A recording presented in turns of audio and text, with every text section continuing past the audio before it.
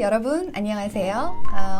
지난번에 라이브 때 여러분 기억하시죠? 저기 장서영 작가님 오늘 나와 계시는데 사실 같은 날이에요, 여러분 아시죠? 그래서 오늘 사실 글쓰기에 대해서 따로 미니 강의 형태로 준비를 해 주셨습니다. 그래서 강의 듣고 그리고 글쓰기에 대해서 좀 더 궁금한 게 있으면 여러분들의 의견들을 가지고 제가 질의를 좀 드려보도록 하겠습니다. 자, 오늘 그 초등 이렇게 적기 글쓰기 이 책의 내용들 중에서 작가님께서 여러분께 알려드릴 엑기스를 설명해 주시겠습니다.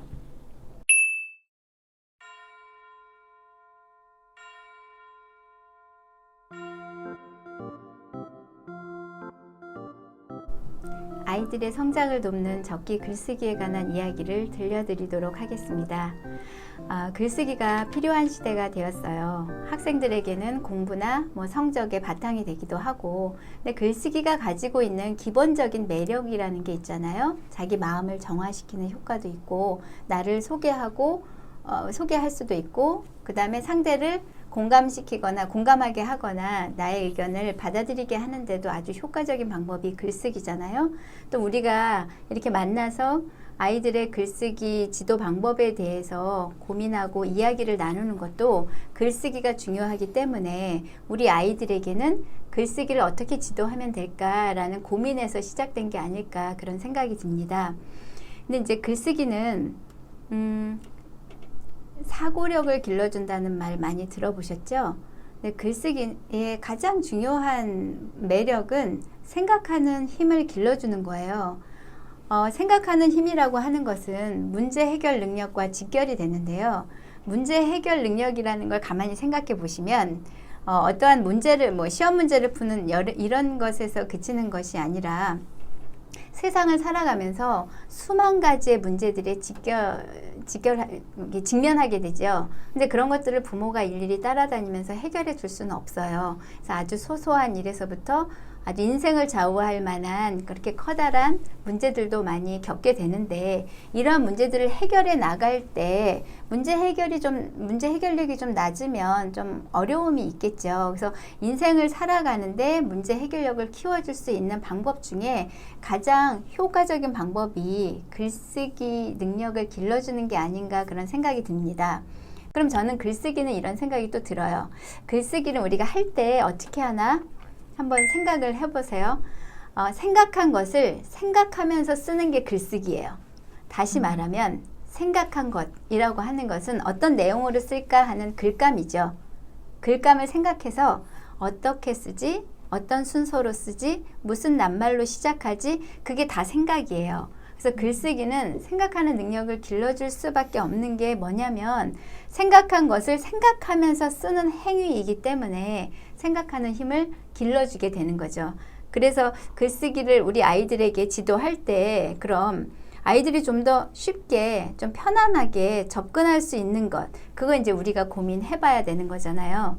근데 그런 게 있어요. 아이들하고 지도를 하다 보면 혹은 가정에서도 그런 일들이 있을 텐데 글쓰기만 하려고 하면 아이들이 뭐라고 그래요? 생각이 안 나요. 혹은 뭘 써야 될지 모르겠어요. 방금 했던 말 좀 써보면 안 될까? 조금 아까 읽었던 내용인데 기억이 안 나겠니? 이런 이야기들을 우리가 하게 되잖아요. 저도 많이 해요. 그런데 아이들이 가장 많이 하는 말, 생각이 안 나요. 이럴 때 우리가 어떻게 대처를 해 나가나 생각해 보면, 왜 생각이 안 나? 금방 했던 말인데, 금방 읽었던 책인데. 근데 가만히 생각해 보세요. 우리 어른들도 뭔가 책을 읽고 나서 적으려고 하면 생각이 나나요? 안 나죠. 그리고 어디 갔다 왔어요. 그래서 일기를 좀 써야지. 그러면 갑자기 막 무슨 말부터 써야 되나 그 생각이 안 나잖아요. 그러면 생각이라는 건 어떻게 해야 될까요? 생각을 해야 생각이 나죠. 그래서 그런 얘기 많이 해요, 아이들한테. 야, 생각은 원래 안 나는 거야. 생각을 해야 생각이 나지. 그런 말을 해줘요. 그러면 생각할 시간을 줘야 되는 거예요. 뭔가 이렇게 10분 만에 뚝딱 글을 쓸 수 있어요. 근데 그런 아이들은 글쓰기 습관이 몸에 배어서 매일 꾸준히 쓰는 아이들은 10분 안에도 좋은 글들을 써낼 수 있어요. 하지만 모든 아이들이 처음부터 5분, 10분 안에 글쓰기를 뚝딱, 일기를 뚝딱 쓰지는 못하거든요. 그래서 생각하는 시간을 주는 게 가정에서 가장 먼저 해야 될 일이라고 생각합니다. 그런데 왜 적기 글쓰기냐? 적기 글쓰기는 제가 적기 독서에서 말씀드린 것처럼 아이의 수준이나 흥미, 또 발달 단계에 맞는 교육에서 시작되는 거라고 말씀드린 것처럼 글쓰기도 마찬가지인데요. 아이들이 꾸준히 써왔던 아이와 뭐 한 달에 한두 번 일기 쓰는 아이, 같은 학년이라도 그렇게 다르잖아요. 글쓰기 수준이 다 달라요. 그리고 글을 시작했을 때, 글쓰기를 시작했을 때 좋은 경험을 가지고 꾸준히 썼던 아이가 있고 시작부터 좋지 않은 경험을 가진 아이들도 있답니다. 제가 상담하고 있는 아이 중에는 7살 때 유치원에서 글쓰기에 대한 어려움을 겪었던 아이도 있어요. 혹은 그 반대의 경우도 있어요. 초등학교 3학년인데 제가 볼 때는 그저 그래요. 그냥 보통 일반적인 아이들이 쓰는 글쓰기를 하고 있어요. 근데 본인은 되게 잘 쓴다고 생각해요. 그런 아이도 있어요. 어떤 차이일까요? 지도하는 선생님 혹은 엄마가 어떤 피드백을 해줬느냐에 따라서 아이가 그렇게 많이 달라지거든요. 그럼 적기 글쓰기의 의미라고 하는 것은 아이 개개인이 가지고 있는 글쓰기 발달 단계에 맞는 지도를 해주는 것을 의미하는 거예요. 그러니까 1학년의 아이를 다 똑같은 방법으로 지도해 줄 수는 없죠. 6학년의 아이라고 해서 똑같은 방법으로 지도해 줄 수는 없어요. 아이마다 다 지도해 줄 수 있는 방법 혹은 기준이 달라야 된다고 생각합니다. 그래서 제가 그 초등적기 글쓰기에서 그 다룬 내용들은 글쓰기 발달 단계를 모두 4가지 단계로 나누었거든요. 근데 요거는 초등학생에 한해서 이렇게 시작을 해서 이렇게까지 4번째 단계까지 발달할 수 있습니다 라는 내용이에요. 그러니까 초등학생은 거기까지 최대한 발달할 수 있습니다 라는 내용입니다.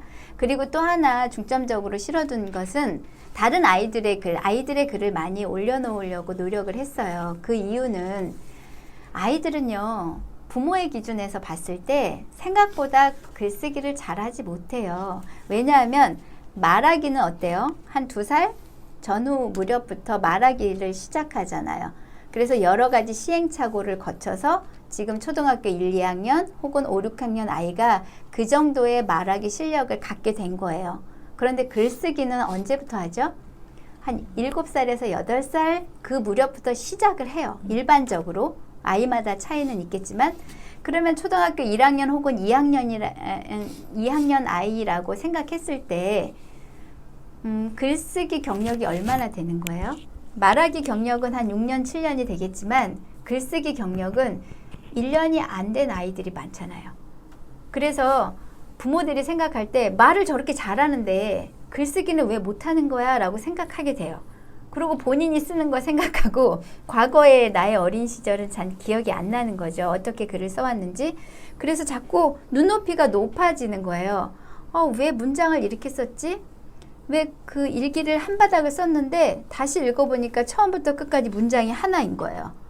아이들 그렇게 많이 쓰잖아요. 뭐뭐해서 뭐뭐해서 뭐뭐해서 뭐뭐해서 뭐뭐했다 하고 온점 하나 딱 찍어요. 그럼 그걸 다시 보면 어떤 부모의 경우는 가슴이 답답해지는 거예요. 그럴 때 이제 제가 다른 아이들도 보통 일반적으로 이런 식으로 글을 씁니다 보고 이해할 수 있도록 아이들의 글을 좀 실어 놓으려고 노력을 했어요. 그러면 이제 이 책에서 그 단계별로 나눴던 4가지 단계에 대해서 간략하게 설명을 해드리면 첫 번째는 초기 글쓰기 단계라고 할 수 있는데 누구나 시작할 때 다 그렇게 시작해요. 떠오르는 생각을 자유롭게 쓰는 단계. 그러니까 떠오르는 생각이니까 글의 순서에 맞지 않을 수도 있어요. 그렇죠? 그리고 글이 굉장히 짧을 수도 있어요. 떠오르는 생각 자체가 그렇게 많지 않기 때문에. 그래서 그런 글들부터 시작을 해요. 그래서 자유롭게 쓸 수 있는 시간을 충분히 가져줘야 돼요. 근데 이 글이 그렇게 좋지 않아요. 앞으로 뒤로 뭐 앞뒤 없이 이렇게 중간 내용만 있기도 하고 뭐 앞뒤가 없는 거야. 잘려나가고 중간에 내용만 있기도 하고 또는 뭔가 말이 안 되는 것들인데 혼자 히히덕거리면서 쓰기도 하고 분명히 오늘 그 어디 놀이공원에 가서 있었던 이야기를 쓴다고 했는데 놀이공원에 가서 즐거웠다 혹은 재미있었다로 끝나요. 그러고 나서 그 이후에는 갈비집에 가서 갈비 먹은 이야기로 끝나는 거예요. 그래서 아니 아까 얘가 놀이공원에 가서 재밌었던 이야기를 쓴다고 했는데 결국 이야기가 갈비 먹고 냉면 먹은 이야기로 끝나면 이게 제대로 쓴 걸까? 이런 생각이 드는 게 이 시기예요. 이 단계예요. 그런데 이 단계는 처음 글 쓰는 아이부터 시작해서 적게는 1년 혹은 3년 이상 걸리기도 해요. 아이에 따라 좀 다르거든요. 그리고 어떻게 코칭하는지에 따라서 조금 차이도 있기도 하고 그런데 이 시기를 충분히 거쳐야 돼요. 자유롭게 마구잡이로 막 쓰는 거. 그럼 이 시기에 해줘야 될 건 뭐예요? 잘한다 잘한다 잘한다. 그렇지 그렇게 쓰면 되는 거야. 그런데 이제 이게 길어져요. 이 시기가 길어지면 왜 조금 더 나아지지 않을까라는 생각을 하게 되잖아요. 그럴 때 이제 부모가 해줄 수 있는 말은 아까 있었던 일을 썼네. 조금 더 자세히 쓰면 어때? 라는 말이에요. 근데 자세히라는 말을 이해할 수 없을 수 있어요. 그러면 언제 그랬는데? 누구랑 그랬어? 그때 너의 기분은 어땠어? 그렇게 이야기를 해주는 거죠. 그러면서 아이가 좀 더 자세히 쓰게 돼요. 그럼 자세히 쓰게 되면서 다음 단계로 전이가 되는데 그 다음 단계는 제가 과독이라고 표현을 했는데 그 이유는 생각나는 대로 자유롭게 쓰는 단계에서 그 다음에 넘어갈 때 뭐냐면 읽는 사람을 고려해서 쓰는 단계가 돼요. 뭔가 우리 아이가 글을 썼어요. 근데 내가 읽어볼 때 얘가 무슨 내용을 쓰려고 했구나. 이걸 이렇게 표현했구나 라는 것을 이해하기가 쉬워야 그게 글이잖아요. 근데 그 중간에 어떤 단계가 있냐면 알고 있는 지식이나 정보 또는 누구에게 알려주고 싶은 내용들을 그냥 길게 써요. 아는 걸 다 쓰는 거죠. 그래서 어떤 경우에는 일기를 썼는데 2바닥, 3바닥, 4바닥까지 쓰는 경우들도 있어요. 그게 이제 과독이라고 보는 거예요. 근데 그 시기가 우리 아이가 만약에 그 시기라면 걱정 안 하셔도 되는 게 그렇게 길게 가지 않아요. 그 시기는. 과독이라는 말을 붙일 정도로. 왜냐하면 우선 첫째, 힘들어요. 길게 쓰는 게. 팔이 아파요. 그리고 그쯤 되면 부모나 선생님이 지도할 수 있는 가장 쉬운 방법이 한번 보면은 누구나 알 수 있는 방법이 있어요. 눈에 띄어요. 아까 썼던 내용을 또 썼네. 반복해서 썼구나. 모르는 거죠. 아이는 계속 쓰니까. 그리고 이거는 순서가 좀 바뀐 것 같아. 이걸 먼저 설명해 주면 더 좋았겠네. 이런 말을 하게 돼요. 그러면 아이가 그 다음에 글을 쓸 때 스스로 걸러내는 거예요. 아까 썼나 안 썼나? 살짝 다시 한번 썼던 내용을 살펴보기도 하고 그러면서 글은 조금씩 짧아져요. 근데 그 상태에서 글 쓸 기회를 주지 않으면 글을 쓸 수 있는 시간을 주지 않으면 그냥 거기서 머물러 버리는 거예요.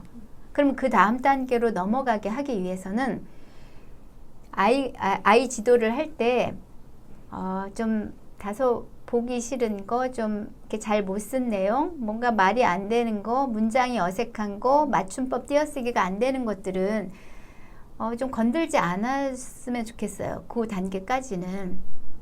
왜냐하면 글을 쓴다고 하는 것은 머릿속에 떠오르는 생각들을 막 써내려 가야 돼요. 이게 훨씬 빨라요. 머릿속에 떠오르는 생각이 손의 움직임보다.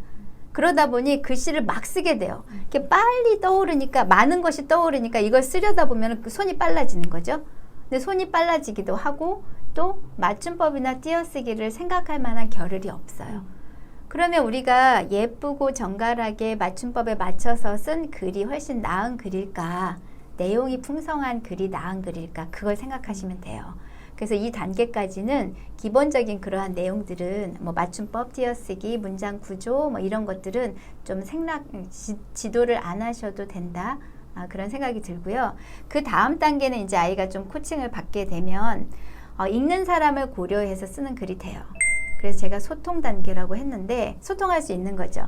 이 글을 보는 사람이 이 책을 예를 들어서 독서 감상문을 쓴다고 했을 때 이 책을 읽지 않은 사람에게 좀 더 친절하게 내가 읽었을 때의 그 느낌이나 감정을 표현하는 방법들을 깨우치게 되는 거예요. 글을 쓰다가. 혹은 내가 어디 가서 뭐 겪었던 일들을 좀 더 잘 알기 쉽게 소개할 때 읽는 사람이 이거 되게 궁금해 하겠구나라는 것을 스스로 판단하게 되는 단계가 와요. 그래서 그걸 소통 단계라고 했고요. 그 다음에 이제 마지막 초등학생이 여기까지는 쓸 수 있다라고 생각한 것은 하나의 주제에 맞게 일관되게 쓸 수 있는 글쓰기, 주제 글쓰기인데요.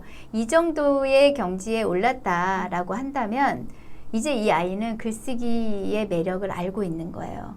그리고 글쓰기가 나의 개인적으로 굉장히 도움이 되거니와 학습에도 긍정적인 영향을 주고 있구나라는 것을 이미 아는 거죠. 그래서 글쓰기를 계속 꾸준히 스스로 자발적으로 하게 돼요. 그리고 이렇게 4가지 단계를 말씀을 드렸는데 처음에 생각나는 걸 자유롭게 마구잡이로 막 쓰는 단계, 그 다음에 과도기 단계로 알고 있는 지식이나 정보, 알려주고 싶은 내용을 그냥 계속 나열하는 단계, 그리고 나서 읽는 사람을 고려해서 좀 이렇게 정리해서 쓰는 단계, 그 다음에 하나의 주제를 일관되게 쓸 수 있는 단계, 이렇게 4가지인데 저는 1, 2, 3단계 3가지 단계까지만 올라가도 초등학생으로서는 저는 성공이라고 봐요. 그때까지 글쓰기가 너무 힘들어요. 글쓰기만 생각하면 고통스러워요. 라는 말을 하지 않는다면 굉장히 성공적으로 지도하신 거예요. 그러면 그렇게 봤을 때 우리가 글쓰기에 대해서 급하게 마음먹지 않아도 되는 이유가 뭐냐면 초등학교가 6년이잖아요. 6년 동안 3가지 단계만 밟으면 되잖아요. 그러면은 최소한 적어도 한 단계에 2년씩 이렇게 가도 되는 거예요. 그런데 과도기 단계는 그렇게 오래 가지 않는다고 했잖아요. 그래서 소통 단계를 길게 갈 수 있게끔 우리가 도와주면 되는 거거든요. 그래서 그렇게 4가지 단계를 설명드렸습니다.